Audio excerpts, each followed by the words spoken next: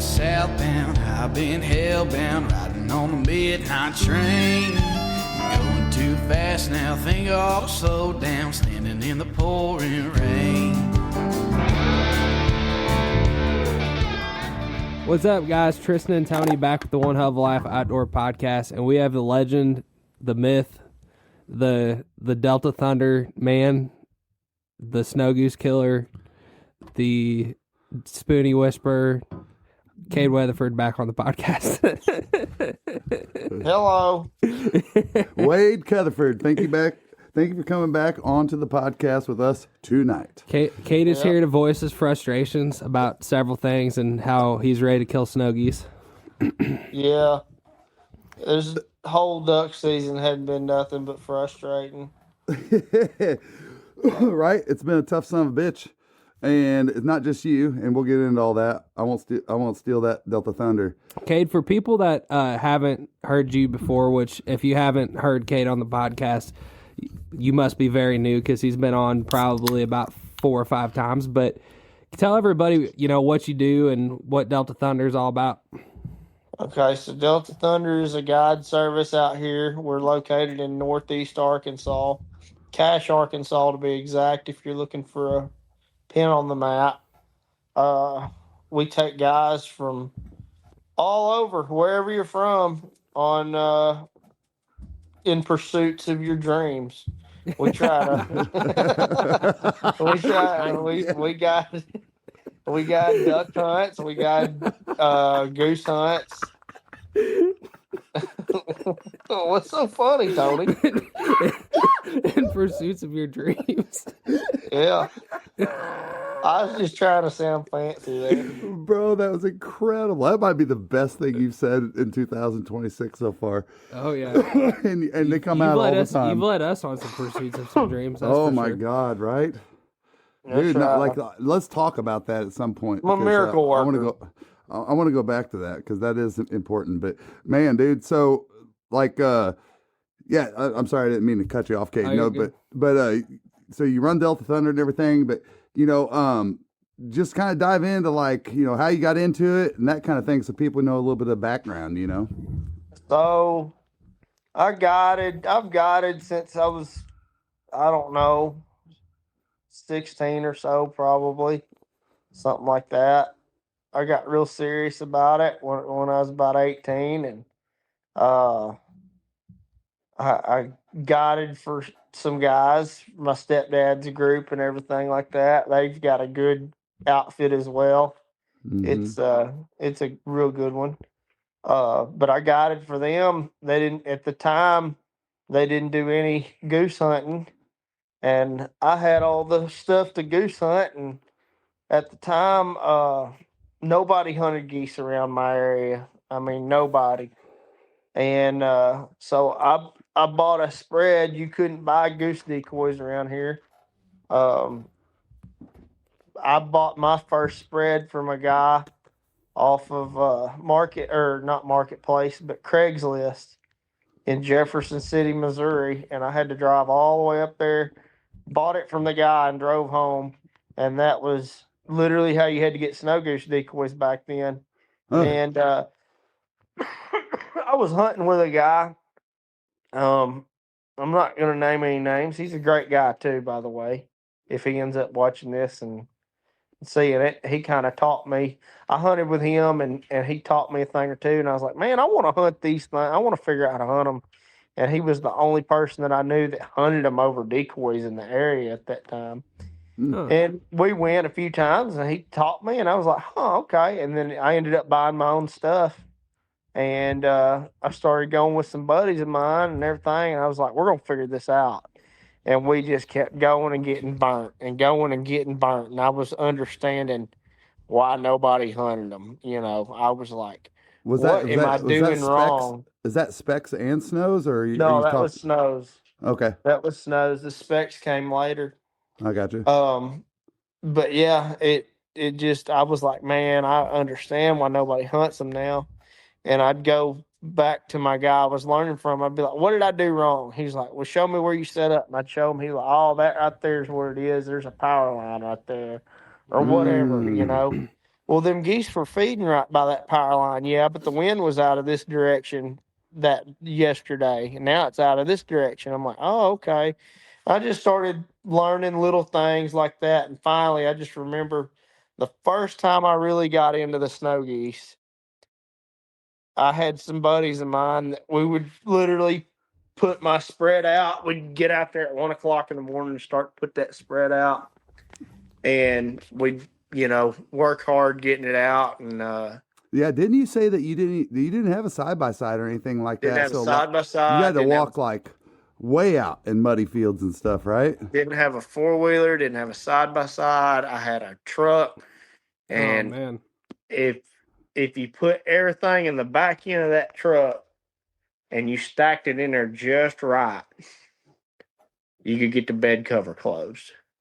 Now, if you killed any geese or anything like that, or had trash like hulls or anything like that, had to go in a different truck. But all Just the even decoys, holes. all the decoys and stuff, the collars, everything would go in the back end of that truck just perfect. And I killed more geese over that spread than I have over the high dollar stuff that I have now. And but no, I just kind of the first hunt we really ever got on them, my buddies were wore out. They were like, "Man, I can't do this no more." I was like, "Come on, try it. Let's try it one more time. Let's go one more time." I was like, "Let's try it. Come on." Now, were you guys chasing? Was you chasing feeds and doing traffic spreads? That's all we were doing was chasing feeds. Oh, okay.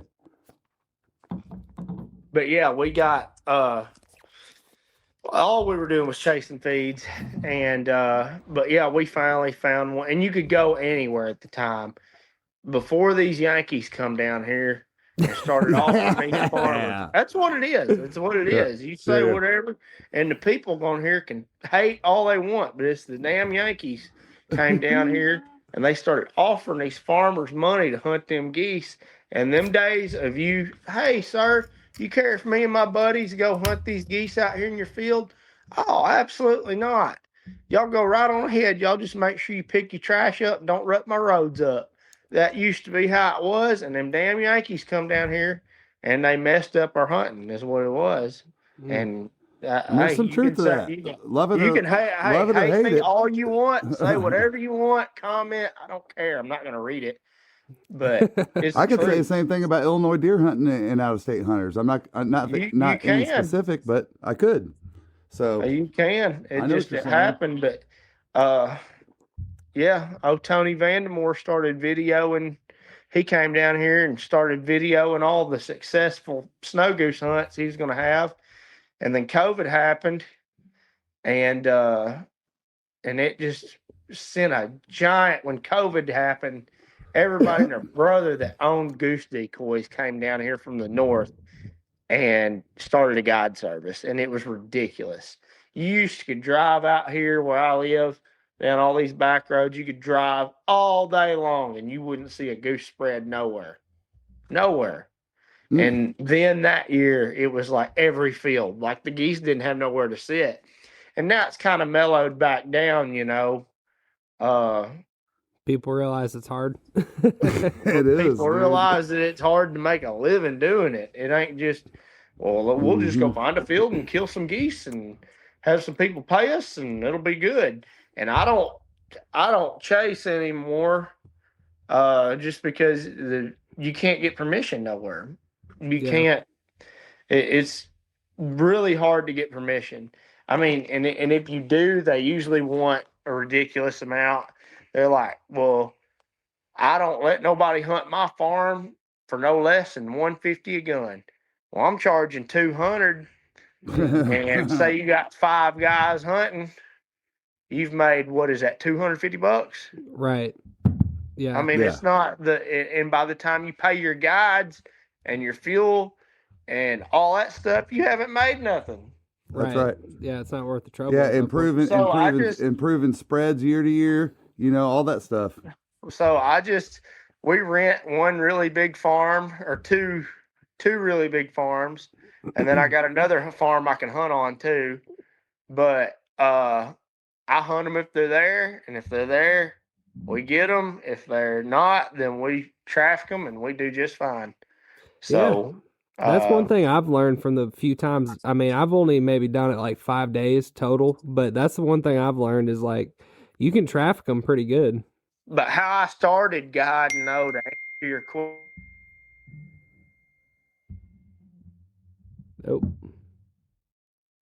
Oh, we lose you. Yellow. I'm gonna plug us in. I am plugged in. No, Oh, I just noticed it. I'm gonna pause it. All right, so Tony's getting a beer, but Kade, you were saying how you started. First time they messed it up, y'all. Sorry. How you got into it? At the time, what was I saying? You were saying we were asking you how you got into Delta Thunder, but then you were telling all the snow goose story. And Well, basically, how snow goose hunting got you into it. How you're talking about your farms. Well, yeah. So we leased And you, three the big last thing farms. you were talking about was just that, people don't let you hunt there anymore. Yeah, I mean, it's there's a bunch of people. They just want an unreasonable amount of money. So, and I mean, I'm not in it to make a bunch of money, but I'd like to make a little bit at the end. You know what I mean? Yeah. Right. I mean, you got to in order to, like, that's what a lot of people don't get. They'll go, well, just pay that money. I mean, it's about getting the clients on the birds. Yeah. But you got to still have a little bit of money left over to make the side-by-side payments and all the stuff that keeps going through the whole year. Right. Them banks don't care if duck season's in or not. They want their money every month, Right. Well, and I on that note, I will say this is that, I always say like for example, and I'm going to make an analogy here. If you drive down through Orlando, every major giant building you see down, You're good. every major building you see is a financial related building. All right. And so I'm like, okay, we put all of our money with these companies, and obviously they do pretty good. Yeah, that ain't for charity. Well, my flip side of when you go to an outfitter, if you go to an outfitter. What's up, guys? If you want coffee that doesn't suck, you probably can guess what I'm going to say. Get the Duck. Dirty Duck Coffee is the official coffee of the One Hell of a Life Outdoor podcast, and they have a great lineup of different coffee blends. Everything from Morning Wood and First Flight to Dark Dynasty and Suns Up, Guns Up. You can't go wrong with Dirty Duck Coffee. And they have a great lineup of cold brew cans, mocha, French vanilla, original cold brew, and cinnamon teal snickerdoodle. If you want 15% off your next order, use code OneHellOfALife15 on your next order. Like, say, Honey Break, and I'm not throwing any shade at Honey Break. I'm just saying, everything, like, if you're paying a lot, then you're getting a lot, right? I mean, what Kade does is he takes you to kill things. And that's like the main part of it. And so what I'm getting at is this whole were you at 200, 250 or 200? I don't know. Snow goose, 200, right? All right, so 200 a gun. If you just do some simple math, and I hope everybody's listening to this. Think about if you were in that position and that's what you made off per hunter, right? You got to pay your guides. Now, you want to improve the experience for people year to year, so maybe you got to put a new shower in. Maybe you got to get a new side-by-side so it's bigger, so you can make one trip with your clients instead of two, improving their experience. Think about this, guys and girls. Think about how many hunters that takes to put money in your pocket, but then pay for those things. Yeah. And the unexpected shit, right? Have you ever watched Gold Rush? Yeah. Mom quit watching it. You know why? That's why I feel like running a guide service is like Gold Rush. Mom honestly. quit watching it because she goes, every time I watch it, it's about problems.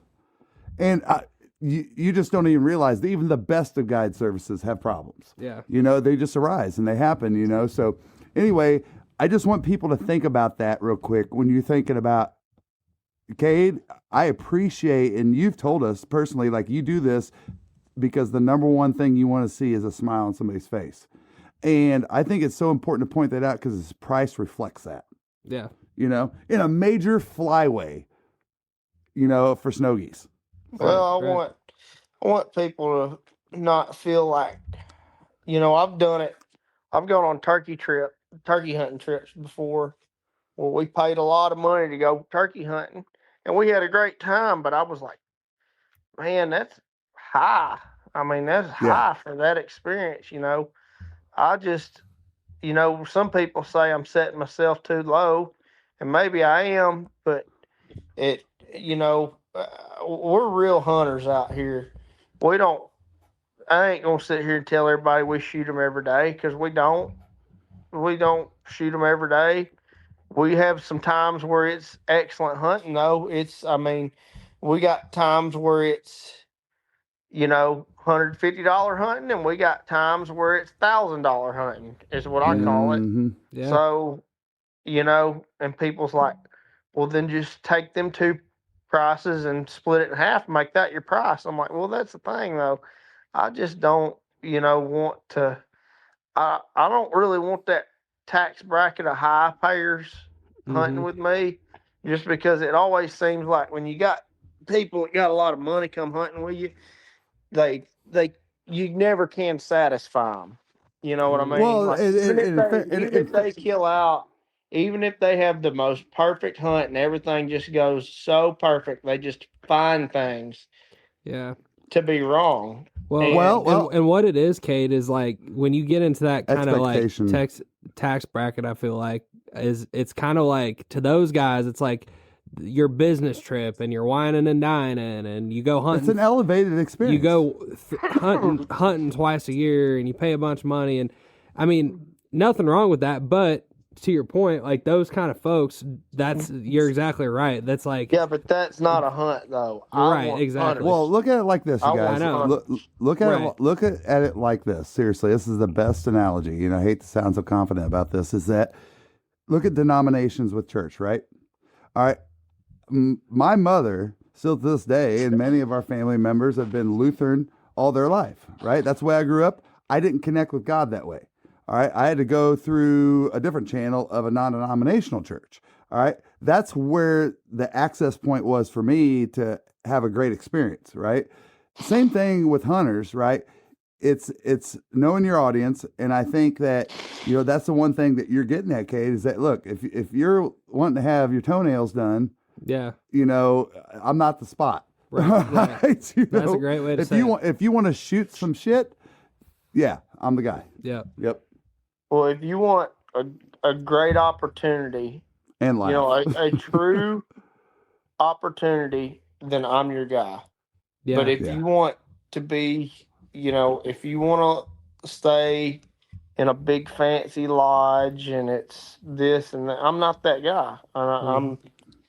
Would I like to have all that? Yeah, but I'm broke. I don't have that. Now we're talking 600 luxury. gun. Yeah. But I mean, a lot of them people like that, though, they just, I don't know. Like, I'm not your guy. Literally, if you want that big fancy experience, you just, gotta go with somebody that's got all these gadgets and toys and everything so super nice. I mean, and we got some nice stuff. Don't get me wrong. Don't. I mean, you're not coming out here and hunting over plastic milk jugs with me or anything like that. Well, do you have a bidet on the toilet in the 1.0 lodge? Yeah, I do. I bet you're the only outfitter in Arkansas with a freaking bidet, bro. But no, it just if you want a true hunting experience, just like going to duck camp and getting on some ducks, hunting some places that are absolutely phenomenal places. Yeah. I mean, a lot of people don't realize it, but I have to fight year after year to make sure I don't lose the leases that I have. I mean, it's a battle behind the scenes that nobody gets to get. But I can't tell you how many times I've had a lease and somebody comes in and offers them double the money for it, and then that lease is gone. But luckily, I've got some good farmers, awesome people that, I mean, they're true to what that they, I make sure they're paid. They make sure I got a place to hunt. Nobody's going to come in and take it from me, as long as I'm paying them money, and it's all good. But I still haven't answered your question about how I got into it. I mean, obviously, the 2000. snow goose was part of it, your passion, I guess. Yeah, well, I guided a couple snow goose hunts, and they didn't at the time. They do now. And I started about 2017, 18. The duck hunting was slower. I'm not gonna say it was bad. It was slower, and it got real hard for a lot of people. And I wasn't hardly having no groups to guide duck hunts on. And I told them, I said, well, I'm going to see if anybody wants to hunt some geese. So we started taking buddies of mine that I had in college. We'd go out, kill a 6-man, 8-man, 10-man, 14-man, whatever we brought that day. We'd go shoot a speckle bellies. And then I was like, I wonder if anybody paid to hunt these things. So I put a couple posts out, and we started getting them, and the business never came. And I was like, we're gonna keep going regardless. I was just wanting to pay at the time. I was just wanting to shoot some geese, and them speckle bellies are really good to eat too. What's up, guys? Tristan here. If you're like us, you need gear that's going to stand up to the elements and not break the bank. That's exactly what we love about Frog Talks. They just dropped their brand new Oxbow waterfowl series, and let me tell you, this stuff is built for serious hunters who don't want to quit when the weather turns nasty. It's tough, lightweight, and waterproof. Everything you need when you're out there chasing ducks. If you're looking to upgrade your gear this season, head over to frogtalks.com and use code OneHellOfALifeOutdoors at checkout for 15% off your order. So it was a double-edged sword right there. It's like, we killing geese and we're eating good, I mean, it's like, so we were hunting geese every day and killing out. And when the phone calls finally came, it came like a flood. The duck hunting was kind of one of them big lulls in that season right there where nobody was killing them. And I started getting phone calls from hunting clubs, from everywhere, from all kinds of people. And we started taking them, and we started getting them good. And that kind of, and then I started getting, questions. What's your guide service called? What's your guide service called? And I was like, well, I don't really have one. So, and then it was it's like, called cash money. And then the next year, yeah. Why do you think it's based out of cash? Yeah. Well, then the next year or that summer, I had people, I want to book a hunt. And I was like, well, I don't even know if I'm doing it or not yet. And then it was just, yeah. And it was like, well, I guess we got a guide service here. And my granddaddy builds duck calls. Name of his duck call company's Delta Thunder Custom Duck Calls. So I just went to him and I said, hey, I ain't gonna build no duck calls. I was like, but if I started a guide service, could I use Delta Thunder as a name? And he said, absolutely, yeah, sure. So, and then right there, that was that, and here we are.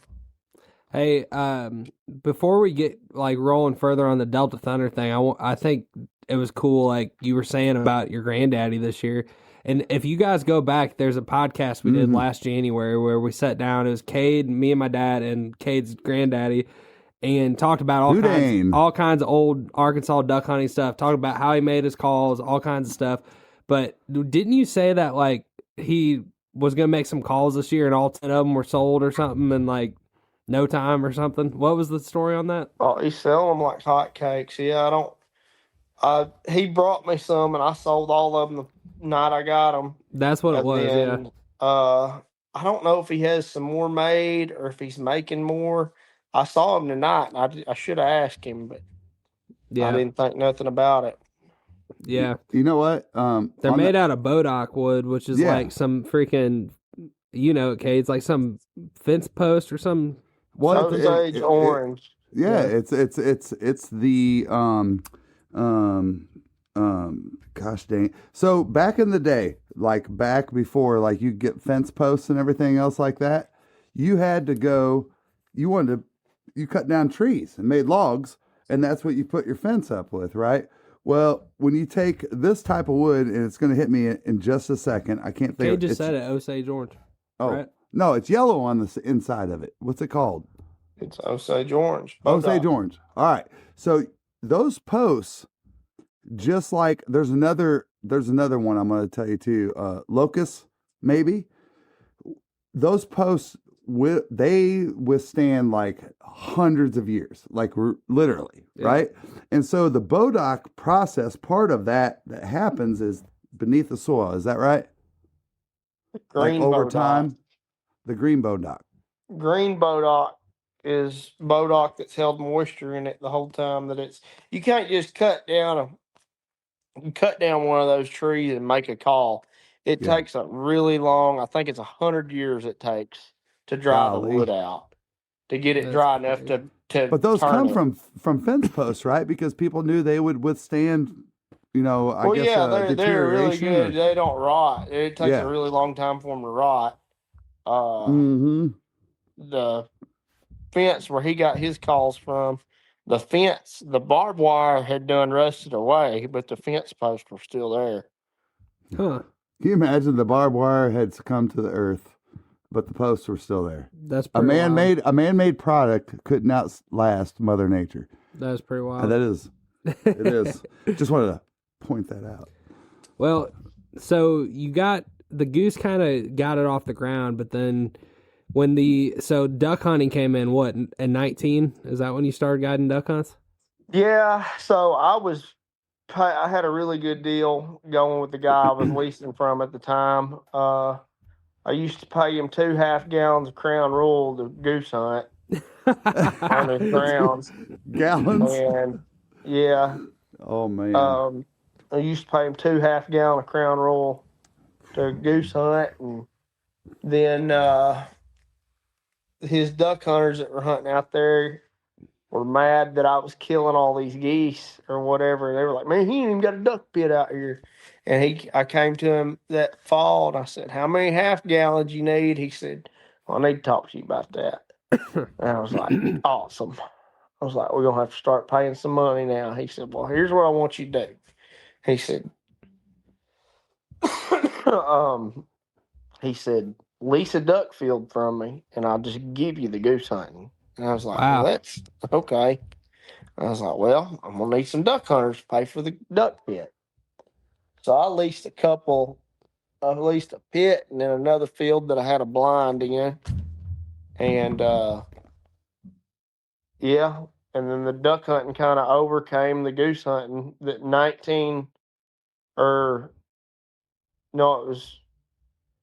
would have been 1920, or maybe it was 2021.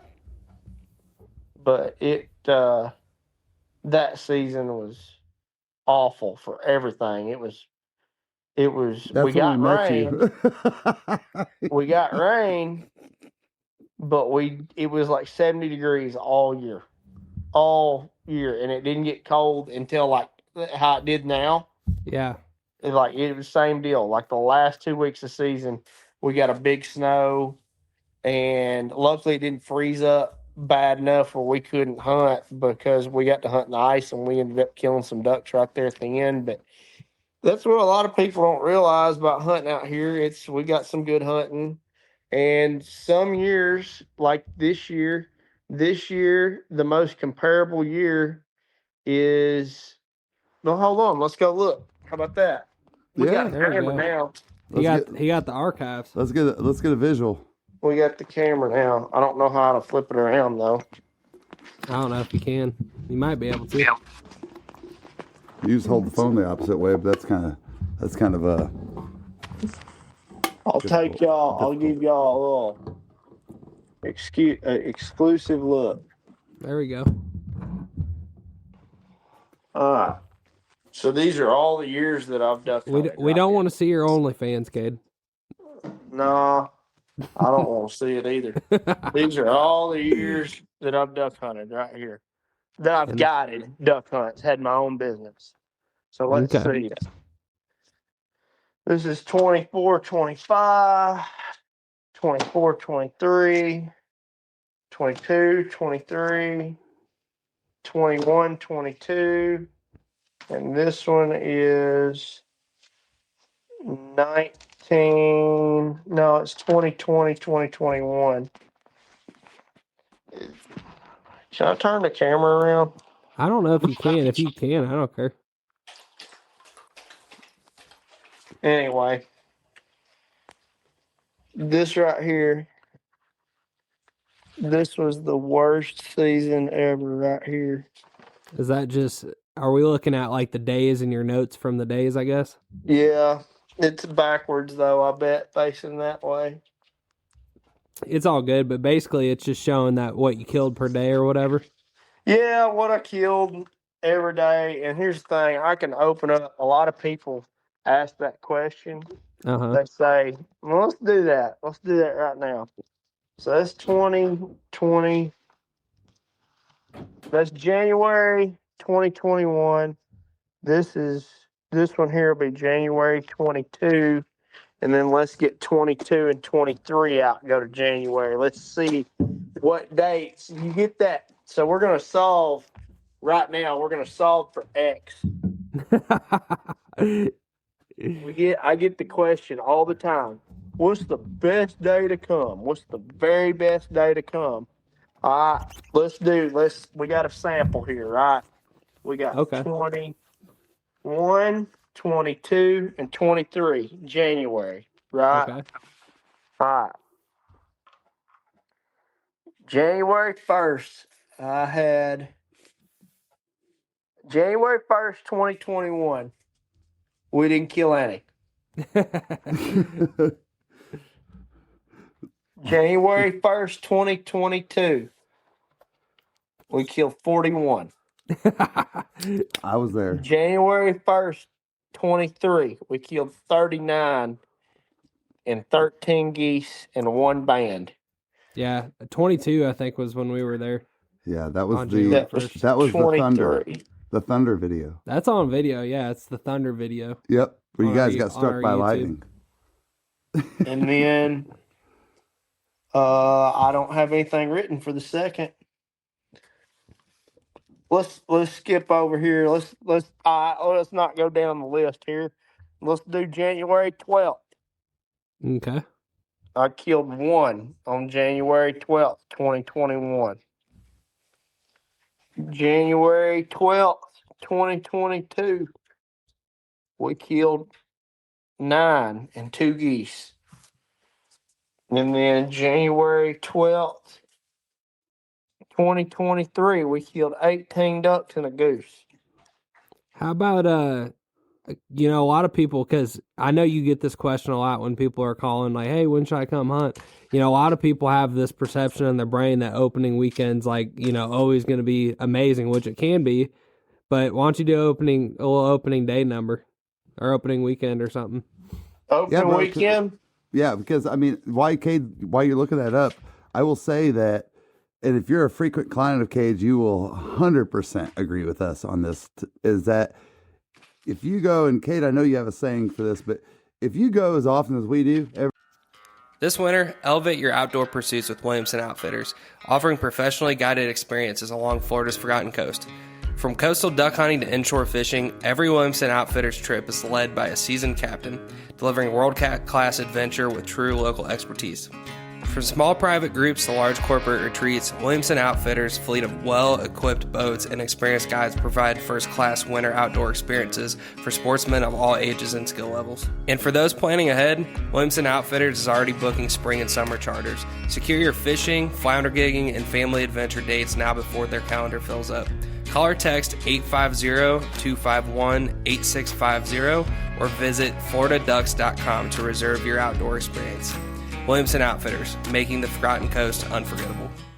Every year, you go through the highs and the lows. Yeah. And we've had some opening days that were stupid. Yeah. I mean, stupid. Like, literally, we were shooting ducks, not even hiding at all until the sun came over. Last year, shot widgeon 2 days in a row, which, that doesn't happen until, January normally. But, dude, we've also been there and not raised our guns. So, it's just... It's always hunting, dude. I don't want to even go down that rabbit hole, but it's always hunting. It's 5 years. Always We're hunting. gonna do 5 years. All right. This is fun. I like this. This is a good little enrichment activity. Enrichment. Cade said he's solving for X here. Enrichment activity. Let me get 25 opened up. While he's looking them up, Tristan, do you want to do a commercial for those new beautiful white tennis shoes you have on? Hell no, they ain't doing nothing. Dude, they're pretty. Yeah. Mom even commented on your shoes since you walked in. They ain't doing shit for one hell of a life. They need to. Well, on Cloud, if you're listening to this, figure it out. That's right. Make some on cloud duck hunting or goose hunting 2020. boots. All right. 2020. I know that sucks, that light right there. I'll try to stand like right here where you can see me. 2020 it opened up on the 21st, and we killed 47 ducks in 2020. Okay. And then 2021 it opened on the 20th. We killed 7 ducks. Yes. Oh, we were there. there. Yeah. Yep. Yes, we were. Shot my first shoveler that day. 22 we killed 1 duck. 23. Oh, baby. That was Catherine's. No. 2. No, I don't remember. 23. I don't have a number written down on the date. Oh, we wrecked them. Yeah, that was no. Wait, Yeah. Was that? I know we filmed Thanksgiving weekend in 23. It was when we stayed at 2.0 with Mario and everybody. No, that was Thanksgiving weekend. I don't know. I don't know if we hunted opening weekend. Yeah. We may have. I don't remember. Just go watch our videos and quit messing around, people. I know 24 opening day was badass. Oh, baby. I'll tell you that. 24 and 25 were good, but I didn't write the numbers down. Not 25. Last year was a good opener. Yeah. This hunting season that we're in right now. No, 24, 25. Okay. This is 25, 26. Okay. All right. No, I get you. I'm at 24. I know where you got. Kate, what year was it? It might have been the one duck weekend, but it was the weekend where that happened. But then I came back up on that Wednesday, and that year. From then on, these guys shot so many ducks that, like, I didn't even need to hunt anymore. I'm not kidding. We killed 4 ducks from the first day to like Thanksgiving Day. We killed 4 ducks. Then after then it was on. And then we ended up killing. We ended up killing like 1,100 and something. I think it was like 1,180 or something. I don't know what it was, but 1,187, I think. So point being is that the conditions and weather and ducks and all that shit are going to vary. So a lot. What you should do is book the time that's convenient for your job, your life, and whatever. And, sometimes it's going to be great and sometimes it's not. Yeah. Well, it's really like playing the lottery. It's not like ducks have a rut. Yeah. They're not like you. It's not I got people calling me asking me when the duck rut is, and if I could say, yeah, dude, you come January 12th, you're gonna hammer them. If I knew that, it'd be $10,000 a person per day that day, and I'd be screwing everybody the other 59 days.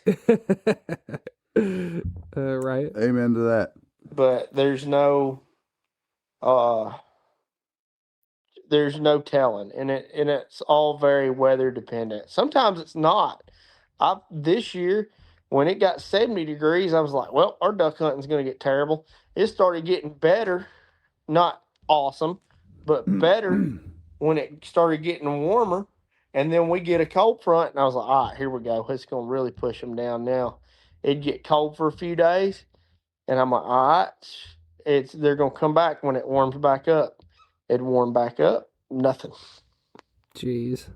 I mean, but this year is, unbelievably It's unprecedented. uncomparable to any year possible. We are in a major drought. The snow that's on the ground outside right now is 10 inches deep, and that's the most precipitation that we've had since July. Isn't that crazy? And then, well, I think it's important for people listening to this to understand like how Mother Nature works. All right, so I want to back up a year, okay? So traditionally, where we hunt at with Kade in this major area along this flyway, it traditionally floods. If you live there, you're going to deal with flooding. Roads are going to get shut down. The Cache River floods its banks every single year. Yeah. Not counting the other rivers like the public land areas, the Black River, the White River, all those areas, right? It's dependent on that. All right. That shit happened last year. And then later in the season, it got really bad and really wet.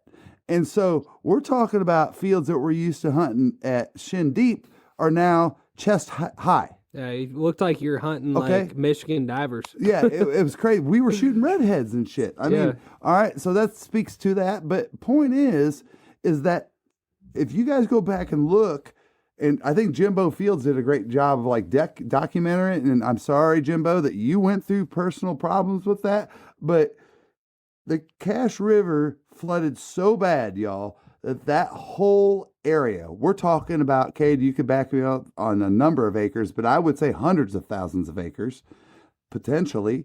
Oh, I know it was. It flooded it. What was it, until like June or some shit? Yeah, we were flooded until June. And then and then it just never rained after that. It's crazy. We farmers couldn't plant their shit. To record drought. Yeah, they couldn't plant their shit, and then when they could, they couldn't get And then rain the Cache River was really messed up. It had so many log jams. I mean, the state of Arkansas, and I don't know if the Army Corps of Engineers got involved in that and everything else, or Fed funds, or any of that. I'd like to know more, actually. Had to go in there, dude, and basically, like, it took forever. If you go look at Jimbo Fields' Facebook, he was doing videos of it, and it was in the spring and everything. I mean, he lost his house, I think, right, Kade? It burned up, I think. Oh, yeah. And this was a protected area that I believe his father created that protected his whole property, like levees all around it. Mr. Glenn took me there a long time ago. And, dude, even he got it, and he lost, and it was like crazy that he was still out there in the spring and early summer with videos. But they had to get in there and get those log jams out and everything. It's like, it's crazy. I don't think everybody understands what impact that had. I do, because I was following it all. But from a giant perspective, Kade, every one of your people that are fellow outfitters in that whole entire area suffered the same loss. Oh, yeah. Well, there's not a lot of crop planted like there usually is. That's one. But another, our problem with this duck season is, and people can say it's ducks. I watch, I've seen them on TikTok saying, "Oh, there's not the ducks there used to be." Of course, there's not. They call them waterfowl, not desert fowl. We ain't had no rain all year. It's dry. Why would they want to be here? Literally, the only water that's here, or that has been here, literally the only water that's been here is water that's pumped up.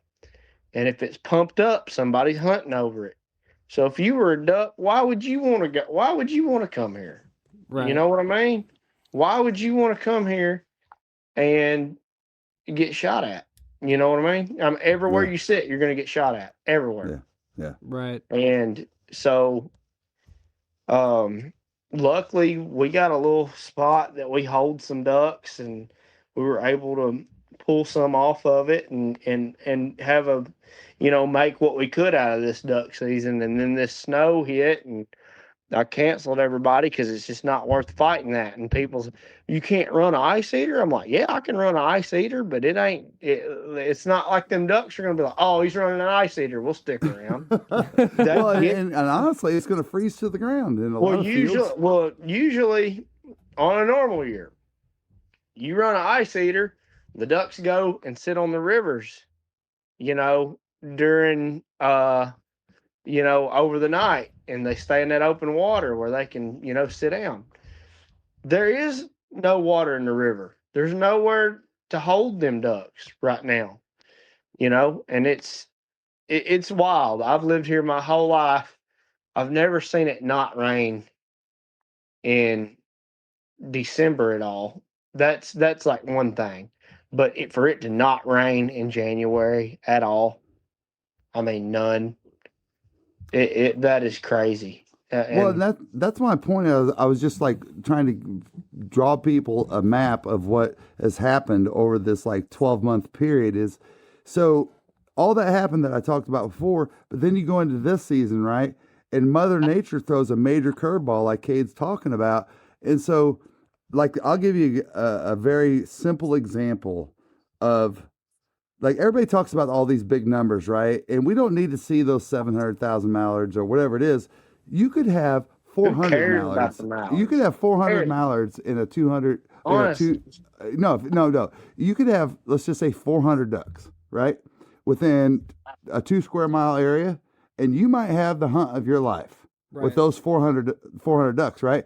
Well, here's the thing, so you guys understand what happened there. After all that happened, then Mother Nature says, no water.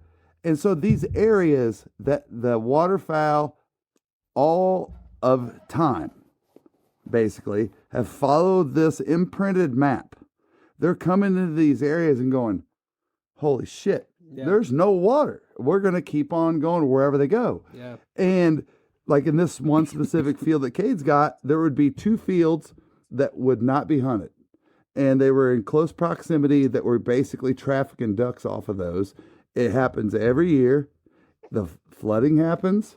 The banks of the cache goes over. That happens, and we wreck their life. And, bro, those fields, every duck had to keep on going because there wasn't an ounce of water in those fields. Yeah. Well, it's the refuges for that specific blind. Everybody, you hear about this. You heard about that. Everybody talking on whatever, saying Missouri's the new Arkansas and everything like that. When it comes to mallards, I say let them have them. Let them have them mallards. Mallards, you can't trust a mallard. Quote, you cannot trust a mallard. You can't trust a mallard. That's a new t-shirt. Dude, they are kind of sketchy, aren't they? Yeah, they're sketchy. They're literally, dude, if ducks were people, I'm telling you, mallards would be tweakers. Everybody's trying to find them like they stole their TV. And everybody wants them, I guess. I don't know. Everybody's trying to find them like they stole their TV. Yeah. That took a second. They just everybody's trying to find those mallards like they stripped all the copper wire out of their off their telephone pole, the power going in their house or something. And everybody's trying to find them and kill them. I picture him a little bit more like a like prestigious, but like an asshole. You know what I mean? Like a prestigious, like a prestigious businessman, but he's just a dick. You know? Snubber? Yeah, he's like a snubber. So is he the guy at the golf course that goes? Because everyone like wants to meet this guy, and then you meet him, and then he's a jerk. Right? Yeah. No, mallards, dude. I think a pintail is more geared for that. Yeah, but they're like schmarry. I wouldn't be surprised if a pintail was flying through the air holding a freaking Cuban cigar, bro. Yeah, they do. They got a little. Pintails are all females. They don't know what they want. That's exact. You whistle at them and you say, "Come here, come here, come here," and they're like, "Okay, I'm coming." And then right when they get to you, they turn around and they're like, I'll be right back. Where are you going?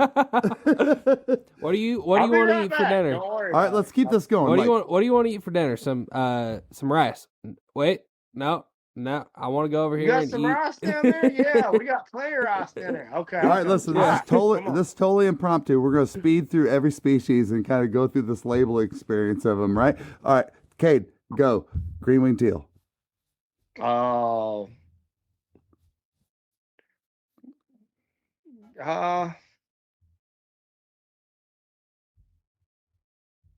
Green wings are stoners. Yeah, they travel in large groups and they're just looking to party. That's great, dude. They're meth heads. There's no doubt about it. You hit at them, you're like, I got crack, crack, crack, crack, crack, and they're like, crack. They 100% do. Blue wings, I would say, is a more controlled. Like they're the ones, like if they're walking down the street at, like, you know, in Vegas, they go to, like, they're not going where the green wings go. They're going to cut off and go like where blue wings go. Yeah, they're going. You know what I'm saying? Yeah, they're going on a speakeasy. Like they go fast, but they kind of stay a little bit more organized. Yeah, they're pretty successful, but like, you know, they got a wild hair. You know, kind of like you actually. Yeah. Well, I might have one wild hair. It's right here somewhere, but no. And then, but here's the thing about a blue wing. Once it puts on his best suit, he's kind of I don't know, West Palm Beach kind of a jackass a little bit. I think. Who's the most trustworthy duck? I mean, what would you say is the most trustworthy? You could trust him? Yeah, you can trust him the most. Like with your life? No, with like they're gonna do what ducks do, and you call them and hunt them. Oh, gadwalls. 100,000%. Dude, and people were saying on our post, they were like, no, dude, gadwall's the hardest duck ever to get to. I was like, not in Arkansas. They're yeah, not. Dude, no way. I mean, I couldn't believe it. Right. Yeah, they do. I think widgeon always, like, they sit every time, dude. They just boom, bomb the spread. Yeah. I don't know. Widgeon are kind of like insurance agents, kind of. I don't know. They make a lot of money. They do. I feel like a widgeon makes like he's up in the upper percentile of like financial like success. Yeah, they do, but they're like the opposite of mallards. See, the mallards are like assholes, but like widgeons they're like cool. You know, like, do you think you would never know widgeons make a bunch of money? They're that guy. Dude, you remember back in the day MTV where they have those fights like between cartoon like characters of actors or actresses? Yeah. And what was it called? I don't know. Well, but I know what you're talking about. Let's put a pintail and a widgeon in the ring together, dude. That's what I want to see. It's like upper class fight right now. I don't know. So obviously it's been kind of a challenging year, Kade, with the water situation and all that shit, but I know you're excited about snow geese. Because this, I mean, one, it's so damn dry, which never happens, and two, they got to be all south of you right now, right? Oh, yeah. Yeah, they're totally south of us. Yeah. It's the only waterfowl I can be camoed for. No, the snow goose hunting ought to be good, I think, just because, I mean, so it's a double-edged sword with the lack of water. Usually we have so much water that the geese literally have to go 200, 300, 400 yards from where they feed to where they roost at in order to sleep. And if you set up on their feed and they're just 200 or 300 yards from you, they can see you a lot easier. And if they see you set up, you're screwed. You're not going to kill any of them. And but this year, with it being so dry, and there's going to be a lot of people turning their water loose after that vet hunt. Luckily, one of the main farm that I hunt on, the guy that I hunt on, he don't turn any of his water loose until March 5th. He's a conservationist. He believes in the imprinting and everything like that. So he tries to keep that for his ducks, you know. So, and that's great, give them plenty of habitat after season. That way they can do duck things, but that makes it really good for snow geese. We keep a lot of snow geese roosted on us, and then they'll feed somewhere close, and he's got a lot of acreage around what he floods right there that's dry that we'll be able to hunt them geese on. And I'm excited. It's going to be really good. In theory, theoretically looking at it, it looks good. I don't know. It could be terrible. Right. It could be awful. But I just don't think it will, because every year that I've had a drought year, I've done really well with snow geese. And every year that I've had like floods, it's been tougher. Like last year, we killed some snow geese last year, but it was tough. It was real tough hunting. And then the year before that, it flooded, but not as bad. And I did good, but it wasn't as tough as last year. You know what I mean? It's always tough. Snow geese are tough. There's a lot of them, and it ain't because they're stupid. They're a smart bird, but when they're dumb, they're dumb. But there's a lot of them, and it's not because they're dumb. You got to kind of strategically hunt them. And anybody that tells you they got snow geese figured out, just give them a little bit. They ain't got them figured out. No, they're definitely. It's a totally different world. Like, I think the biggest shock factor for me when I came out there, and you taught me a lot over like 2 or 3 week period, was that, they're just looking for one thing wrong. Yeah. They really are, and it's crazy because you think you got it figured out, but you don't think like a goose does. And the more you're like this guy here, you learn to think like a goose does. Just like over the years, I've learned to think like a deer does, right? Yeah. And that's what you're paying for, right? When you come out for an experience, is somebody is already fought the battles for you. Right. It's a good way to put it. Hundreds of times, like eating shit, to figure this out for you. So I just wanted to mention that, because that's it. To me, after the experience I had with you, that's the number one thing I think I took from it. Yeah. Well, it ought to be good. We're going to have some fun. We got 3 big spreads we're going to set up, and it's going to be good. 3 or 4. I hadn't decided yet. I got to wait for this snow to melt off to decide where I'm going to set everything. I'm pretty dead set on one spread where I'm going to move it to, but like I said, all we're doing is waiting for the snow to melt off. The ground's froze so hard right now, you can't get a stake in the ground, so. Well, it's got to be cool to be at this time, because I don't think I've ever, this late in the season, ever been like, out there or whatever. And you always see snow geese because, they're just around this time of year. But the fact that they're all south of you because this late weather, Well, there's nothing around right now. Think about it logically. Like, if you're a logical thinker, like I was telling somebody, I think me and Adam were talking about this the other day or whatever, just from a very logical perspective, right? Mm-hmm. Okay, if there's millions of geese, you think that's funny, don't you?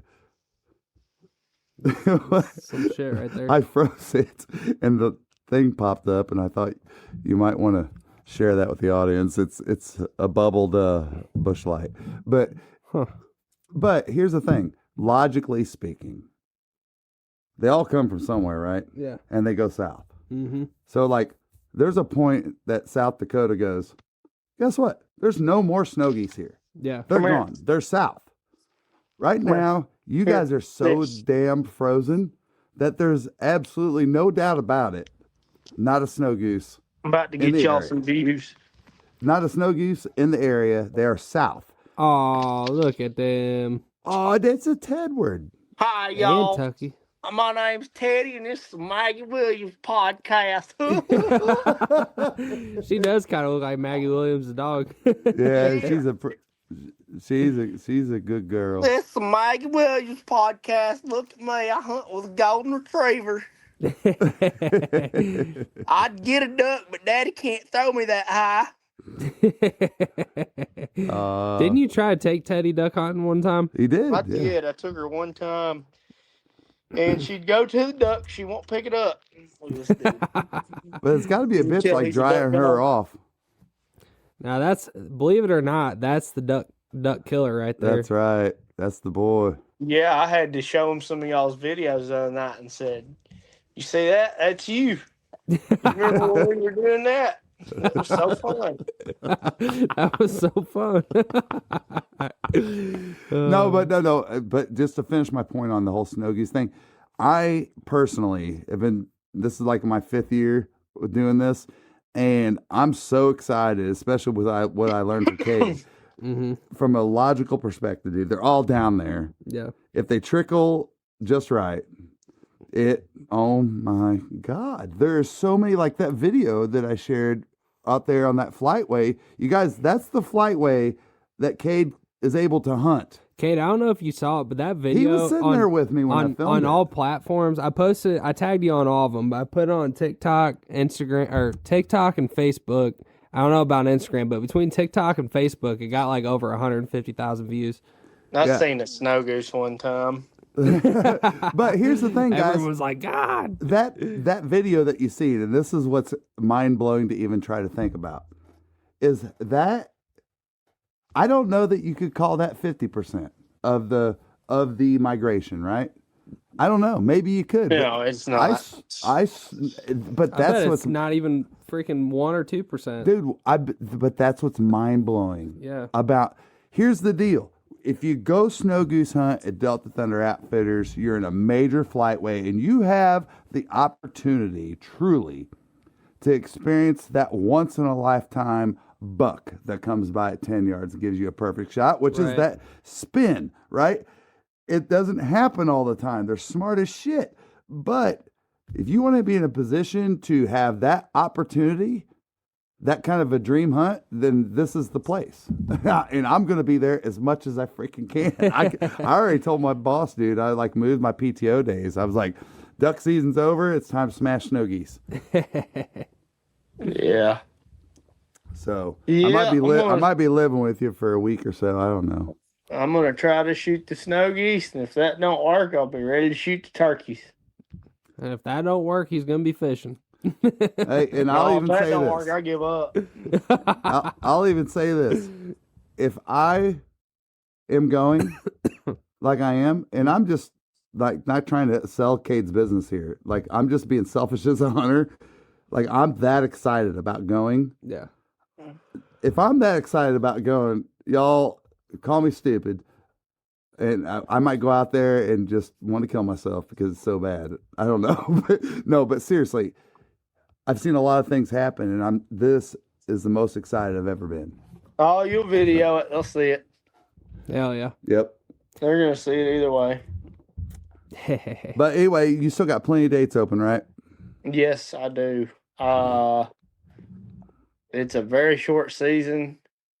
I don't know what I have weekend availability wise. I don't think it's very much. But you can call me. We can talk. I mean, simple as that. Well, and if you book 10 or more, then you get free lodging, right? If not, it's $40 a night, and then $200 a hunter. So. Well, I bumped it all down. I'm trying to steer away from their groups of 10. Okay. Because we're gonna start hunting pit setups, and pit setups can only hold 6. So I can accommodate 10, and we might hunt 10 together. I don't know. It just depends on what the scenario is. But I'm gonna try to keep it at. I'm not doing the 10 free lodging no more. Okay. For makes now, just because sense. I had to lower my prices, and it was like, hey, $250.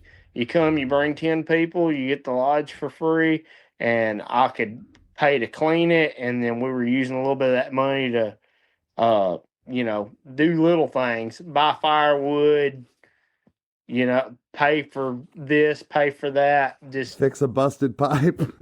Yeah, remodel the bathroom, replumb the whole bathtub at 2.0. I mean, stuff like that. Stuff that's not fun, but had to be done. Yeah. But this year, just to get some attention, I dropped the prices down to 200.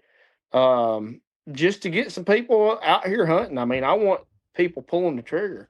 Yeah. You know. Yeah, there you go. We got a lot of available dates, and it's looking to be a great season. And I'm getting some phone calls. I mean, it's not like I'm like, please come hunting, but I still want to have a good amount of hunters, you know. And we'll get there. I'm most certain we will. We're going to shoot them with or without you. I mean, it doesn't matter. Doesn't matter to me. Well, I'm going to be there as much as I can be. But it's $200 a day and then $40 a person per night for lodging if you want lodging. If you don't, then go get an Airbnb and stay in town. That'd be wonderful. Yeah, I would recommend if you go that route, look at something. If you've never been to Jonesboro, be on the west side because it just makes that drive to Cache a little bit more convenient. And it's like probably 20 minutes from your house to Cache. From my house, 10. Yeah, 10. Yeah. So west side of Jonesboro is the move if you're doing the Airbnb or hotel or whatever. But don't do the Airbnb. I want to give a plug. I want to give a plug real quick. What's that? What's the lady's name, Kay, that's got the little stand outside of your lodge? Brittany. Brittany is so awesome. She's such a customer service oriented person. She's got a little shack out there outside of one of his lodges that you can buy just like hot hands or some snacks or whatever it might be. But the other thing that she does is that we experienced was the catered breakfast, bro. Yeah. She gave us a menu and we basically picked everything. Well, Poe did. And she brought it to us before we left to go out hunting that morning and literally had like an incredible like not just like some scrambled eggs, bro. Yeah. Like some, I don't know if they were like, there was burritos, like empanadas. There was like all kinds of stuff like that. So anyway, big shout out to her. Yeah, I wish I knew the name of her farm stand. I'm like drawing. I know it. I'm just drawing a blank. Yeah, you see it. You drive by it all the time, probably. Yeah, it's cool. It's like a little honor system type deal, and it's smart idea. Well, she hooks a lot of the hunters up with breakfast and lunch and dinner or whatever they want. So, yeah, that's great. Thank you, Brittany. Yeah, well, what's your good job? What's your number, kid? Tell everybody where they can get a hold of you. 870-926-7944. You can call me or text me. Perfect. Well, right on. You right on. Else? I don't, man. I just want to know, Cade. I was calling to find out if the snow geese will be flying. Let's see how many people we book off this. If you text me, Cade, I just want to know if I come up there, will the snow geese be flying in a migratory pattern? If you call me, he knows what I'm talking about. If you call me and you want to book a hunt, and you text me, let's make it 0 duck-a-luck-a-ding-dong. That'll be the code. I'll give you $5 off your hunt. And you got to spell it right. Yeah. No, just get it close. Hell, I ain't gonna know if it's right or not. 0 duck-a-ding. That's perfect. Some ways are gonna take you up on that just so they can. I know. I just want to see who does. That'd be great. Be that person. Man, I saw your podcast. Y'all didn't really talk about nothing for an hour, but I did hear the goose hunt at the end. Hey, I will say this: if you do that, then if you're okay with us sharing who you are, we will shout you out on the podcast. Well, just why I got you, Cade, before we get off here, we started a segment. I don't know if you saw us talking about it. What we're going to do is once a month and I got like probably 15, 20 people that reached out, and just randomly, once you're in it, I'm not going to take you out. Like, you're not going to have to retell me every month, but once you get on the podcast, you won't be on there again basically until we get all the way through it. But it's just random people, like listeners, whoever wants to be on the podcast. My only thing is you had to send me a DM, and you can still do it. Send a DM to One Hell of a Life Outdoors on anything. Just let me know you'd be interested. And I just think it's cool, just random people, just anybody. Yeah, dude, tell us your story, bro. I think there's so no many... stipulation to it, just random person. Dude, there's so many gems, right? I mean, and I don't mean to get too deep on this, but just think about, for example, if you and I would have never met Kade. Yeah. I mean, just the knowledge, and the pain in the ass he is. No, I'm just kidding. No, but think that we never did, right? And there's millions of people out there, dude. And I think there's some of the, like, there's some gems to be discovered out 100%. there. And we want to talk to you, dude. Just if you got a great story to tell. Do they send a picture of themselves too? Yep. If they do? No, I hope not. Dude, I would have them send a face picture of themselves too. And selfie. if I would only interview the ones that have like the shaggy curly hair, kind of like a llama, and the flat bill hat. Yeah, like there you go. Sitka. It'll either be like Sitka or some old, trucker hat, whatever. It'll be a flat bill, and they'll have like a gold chain on. Yeah. and then they'll be wearing, Sitka Bottomland or whatever is what their top will be. And those guys are killers, dude. They're out there, especially if they're about 17, right in that age. Right on. Well, hey guys, listen. Those are for sure. Those are for sure killers, guys. Like old men that's been hunting for 60 years. Go listen to them kids wearing them gold chains. They got the curly hair coming out of the back of their hat, flat bill hat. They got a brand new boat that their dad bought them all by themselves, and they'll have these big trucks that have lights in the wheels. Yeah, those guys, they know everything about duck hunting. Well, hey, listen, and we don't interview those guys. Tristan and I, honestly, we try to be very limited when we do this, and I just wanted to mention, it is important that if you follow us and you watch and love what we do, like our stuff, dude, it's how we pay the bills. We put a lot of time. I like effort. Mine harder. I need to pay some bills too. But we put a lot of time into this to bring you guys incredible content. And we just appreciate it if you guys help support us whenever you can. We're not trying to go political on you on needing these likes, but we sure appreciate it. Thank you. I don't know if there's anything political about it, but well, what I mean, I'm not trying to just like steer somebody. No, I know. I'm just playing. I mean, we appreciate it. Well, right on, guys. Well, we appreciate you tuning in, and it's one hell of a life. It is. I've been southbound, I've been hellbound, riding on a mid-high train. Going too fast now, think I'll slow down, standing in the pouring rain.